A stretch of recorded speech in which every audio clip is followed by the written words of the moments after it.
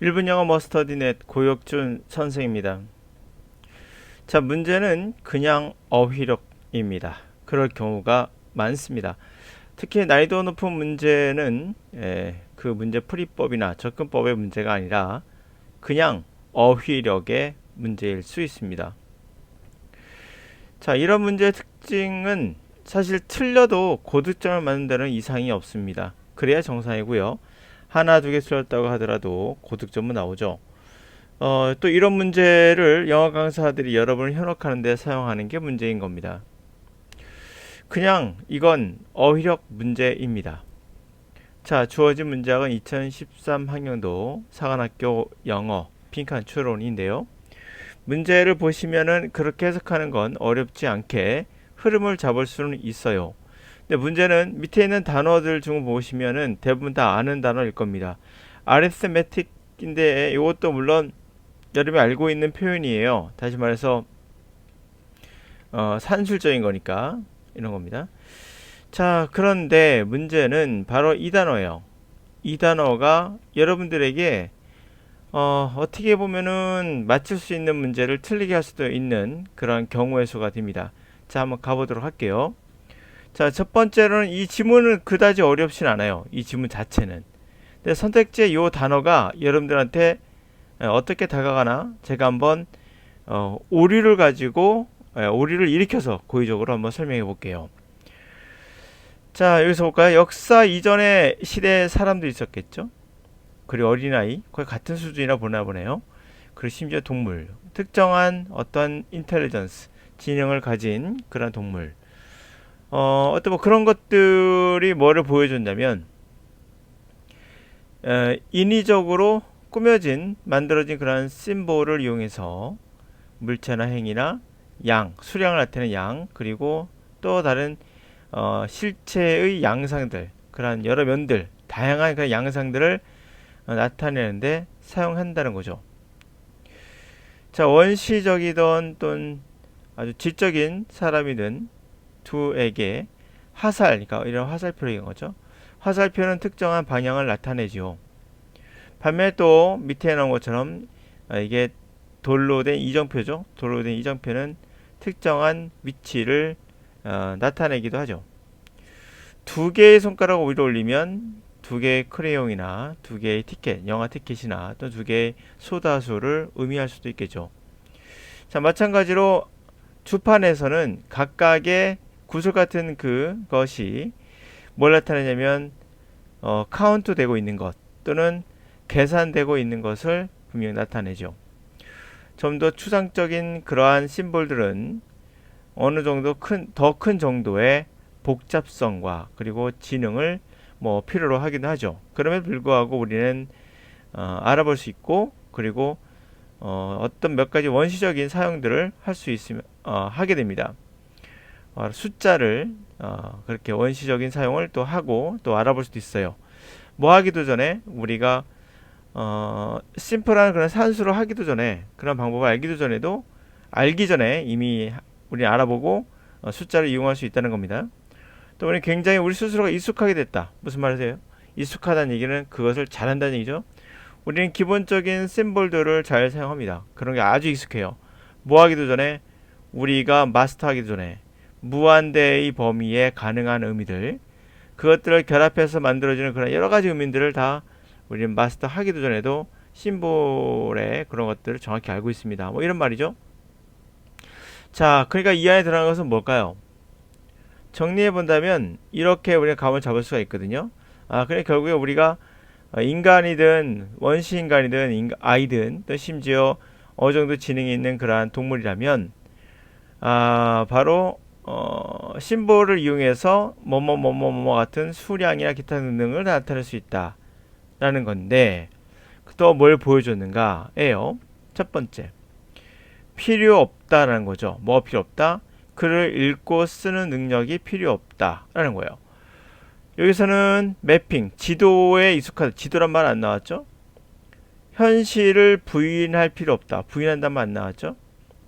멘탈의 과정, 정신 과정을 면밀히 봐야 한다. 그런 말 없었어요. 그리고 단순한 산수, 요거 조금 끌리죠? 왜? 뒤에 산수가 나왔어요. 그러나 주의할 것은 산수만 나왔습니까? 그렇지 않거든요. 숫자도 물론 나왔지만 보다시피 보입니까? 예. 캐런처럼 돌무덤 또는 돌로 된 이정표 커인처럼 또는 에로우처럼 화살처럼 이런 것도 나왔거든요. 그러므로 이거는 숫자만 나타나는 것은 아니거든요. 분명 알 수 있죠? 그럼 정답이 없어져요. 억지로 우리는 1번을 선택해야 되는 거예요. 자, 읽고 쓰는 능력이라고 했거든요. 근데 우리가 사전에 보면 아마 읽고 쓸 줄 아는 이렇게 외운 학생들이 굉장히 많을 거예요. 그러니까 사전에 그렇게 나와 있으니까 단어장에도. 그러고 나면 이상한 게 물론 요거는 읽고 쓴다고 말할 수 있겠죠. 특정한 방향이나 그걸 나타낸다. 그런데 이것은 뭘 포함하지 않죠? 읽고 쓸 줄 아는, 셀 줄 아는, 센단 말 나야 되죠? 센다는 말은 나오지 않았다는 게 아니냐. 산수적인 것들이 많이 나왔는데 보니까 그거는 아닌 거 아닌가? 라고 말꼬리라고 하죠. 우리가 말의 어떠한 것을 읽고 쓰는 이란 말로 딱 한정해서 딱 생각을 하면 되게 애매해질 수도 있죠. 물론 왜 투티켓이란 말 자체가 두 개, 뭐 기본적인 산수를 이용한다 했거든요. 기본적인 숫자 같은 거 이용한다. 그렇다면 기본적인 산수를 하기도 전에도 우리는 숫자를 어떤 심벌링에서 이용한다고 하는데, 그렇다면 이거는 앞에 또 카운트가 나왔고 센다는 얘기인데 왜 셀 수가 없는데 이거를 할 수 있나? 라고 여러분들이 정말 현학적으로 문제를 푸는 학생들 되게 많아요. 그런데 여러분이 모든 걸 다 알고 있다고 생각하지 마세요. 때로는 여러분이 모를 수도 있고요. 그리고 대충 정말 중요한 건 이 대충이에요. 모를 때는 대충이에요. 1번부터 5번까지 정확히 맞아 떨어지는 게 없다라고 판단됐을 때는 대충 가까운 거, 대충 가까운 걸 고르셔야 됩니다. 그것은 여러분의 지적 한계 때문이에요. 그러니까 대부분 학생들이 그 사전에 있는 단어를 우리 암기하잖아요. 근데 사전에 있는 단어가 정확하게 모든 걸 다 나타내지 않기 때문에 여러분들은 사전을 100% 의존해서는 안 되는 거예요. 이거는 그냥 리터레이터라는 단어 몰라서 그래요. 선생님 저 압니다. 읽고 쓰는 능력이라고 분명 배웠거든요. 읽고 쓸 줄 아는 배웠거든요. 맞아요. 그 뜻도 있는데 그 또 2번하고 또 무슨 뜻이 나오겠죠. 3번 무슨 뜻 나오겠죠. 3번 이 뜻이 있어라고 저도 설명할 수 있을 거예요. 근데 원래 리터리시라는 단어는 미국 사람이나 원어민에게 느끼는 이 표현은 기본적인 알고 있는 거, 기본적으로 어떤 주제를 알고 있는 거, 기본적으로 알고 있는 거. 그렇다면 우리가 글이라고 한다면, 언어라고 한다면 읽고 쓰는 거를 기본적으로 할 수 있는 정도? 그 정도로 얘기하는 거예요. 네, 복잡한 뭐 그런 것들이 아니라. 예를 들면 답부터 정해보고 들어갈게요. 우선요. 컴퓨터에 다음에 리터리시라고 한다면 여러분 어떻게 되나요? 컴퓨터를 읽고 쓰는 거? 컴퓨터를 읽고 쓰는 능력이라고 한다면 컴퓨터를 읽고 쓸 정도라면은 프로그래머처럼 그 아이는 프로그램을 읽고 쓰는 능력을 얘기하는 걸까요? 그렇잖아요. 컴퓨터를 안다는 거니까 읽고 쓸 줄 안다는 거니까 프로그래머가 아니겠는가? 아니에요. 기본적으로 컴퓨터 사용할 수 있느냐? 그걸 나타내거든요. 그러니까 우리말하고 영어하고 1대1 대칭이 안 되기 때문에 그러해요. 그래서 사전은 절대 여러분들에게 그 단어의 정의를 알려주지 않아요.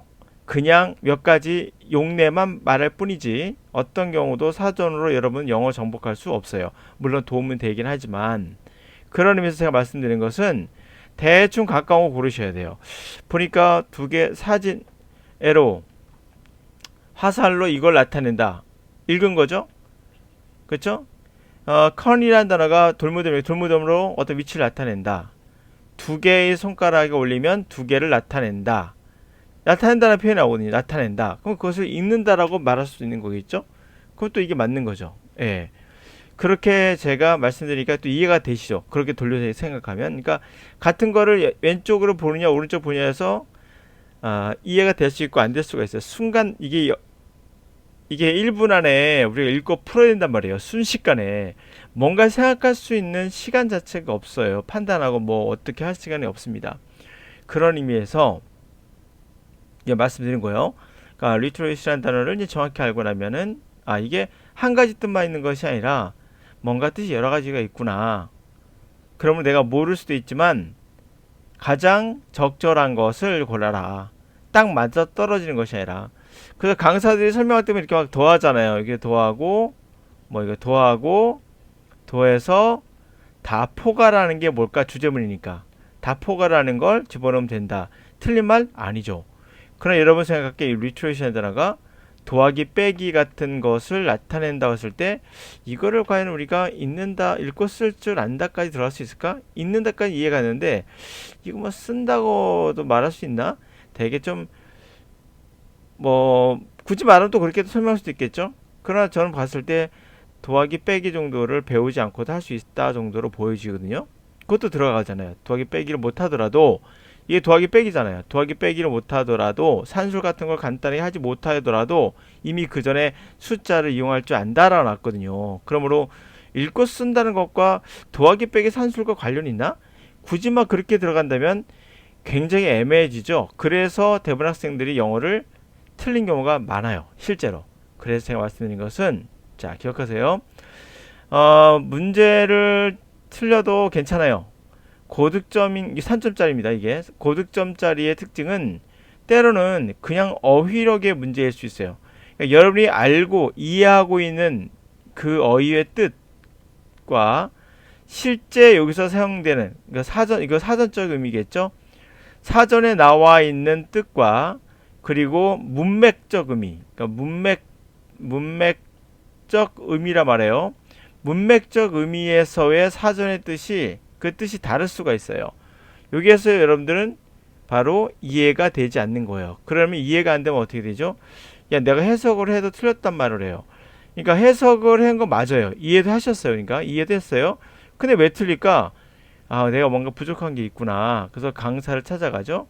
근데 이 강사는 분명 뭐 패러프레이징, 반복 진술이나 뭐 이런 걸 통해서 설명하지만 이거 다 거짓이에요. 그냥 단어가 정확하게 의미가 안 와서 그래요. 그러니까 외국인이 느끼는 그들이 원어민이 느낀 뜻이 온 게 아니라 그냥 거기에 맞춘 거야. 그 뜻에 읽고 쓰는 능력에 그냥 맞춘 거예요. 억지로. 그러니까 리터러시는 읽고 쓰는 능력이 아니라 읽고 쓸 줄 아는 것도 아니라가 아니죠. 들어가 있죠. 기본적인 어떤 것을 하는 지적 능력, 그것을 알고 있는 거예요. 그래서 컴퓨터를 읽고 쓰는 줄 안다가 프로그래머를 모집하는 것이 아닌 것처럼 이것도 어떤 것을 기본적으로 할 수 있는 지식이 있다는 거예요. 그런 기본적 지식이 필요 없다는 거죠. 왜? 나왔잖아요. 하기도 전에, 알기도 전에. 그렇죠? 의미를 마스터하기도 전에. 그렇죠? 의미를 마스터하기도 전에 우리는 심볼을 이용할 줄 알며 숫자를 더하기 빼기 못해도 그런 거 안 배웠어도 그 전에 이미 기본적인 건 다 한다. 이런 거거든요. 그랬을 때 정확한 의미는 읽고 쓸 줄 아는 것이 아니라 기본적인 지식이 필요 없다는 게 정확한 해석이에요. 그런데 이게 0.1초, 1분 사이에 해결해야 되는데 이것을 어떻게 알겠냐고요. 그렇죠? 그렇습니다. 자, 이제 또 하나 정리해 볼게요. 어휘력의 문제가 있다. 정리했어요. 근데 여러분들 그것을 사전적 어휘가 아닌 문맥적 의미를 몰라서 그렇다. 문맥적 의미는 원어민이 받아들이는 어휘의 의미다. 이게 이해가 안 가기 때문에 여러분들은 이걸 해석했다고 볼 수 없다. 그렇죠? 근데 이것을 강사들이 패러프레이징이나 뭐 기타 등등 방법으로 그럴싸하게 포장해서 여러분들에게 때려 맞히면 또 그렇게 맞은 것처럼 보여요. 실전에 적용이 안 되죠. 단지 여러분이 어휘력을 모르기 때문에 그렇습니다. 또 하나는 어휘력이 문제다라고 하니까 사전에 있는 1번부터 5번까지 뜻을 암기시킨다는 이런 바보 같은 선생님들도 있어요. 이거 정말 하지 말아야 할 것 중에 하나죠. 물론 도움이 안 되는 건 분명 아니에요. 다 도움이 되는 거예요. 문제는 효율성이라는 거 잊지 마시고요. 효율성이 있습니다. 네, 꼭 잊지 마시고요. 그럼 이렇게 어휘를 사전의 의미뿐만 아니라 그것을 넘어서 어떻게 합니까? 라는 것은 바로 그게 영어 능력이에요. 그 영어 능력은 사전만 갖고 되지 않는다라는 거죠. 그것을 강사들이 여러분들이 배울 수 있게끔 힘을 실어줘야 되며 또 하나 문제를 빨리 풀 수 있게끔 유도도 해줘야 되겠죠. 그러니까 결과적으로는 이것은 어휘력이다 라고 결론 짓고 그냥 넘어가도록 하겠습니다.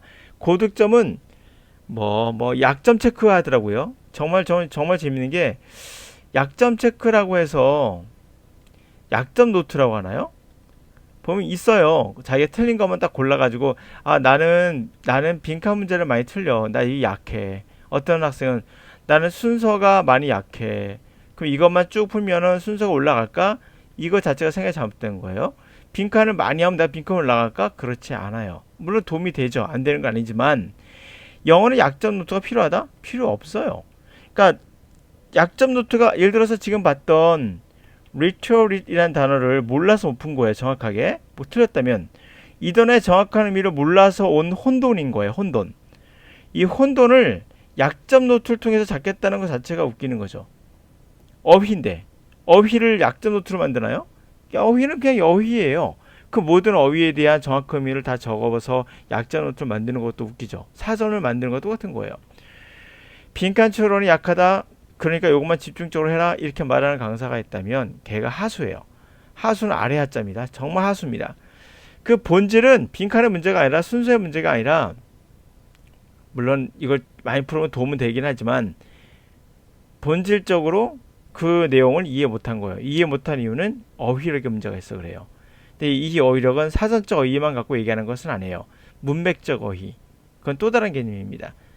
그러므로 여러분들에게 약점 노트 얘기하거나 빈칸이 약하다는 둥 순서가 어쩌다는 이런 얘기하면 아, 얘 하수구나 이 강사라고 생각하시면 100% 맞습니다. 그러니까 쓸데없는 것에 현혹당하지 마시고 여러분의 독해력을 키워보세요.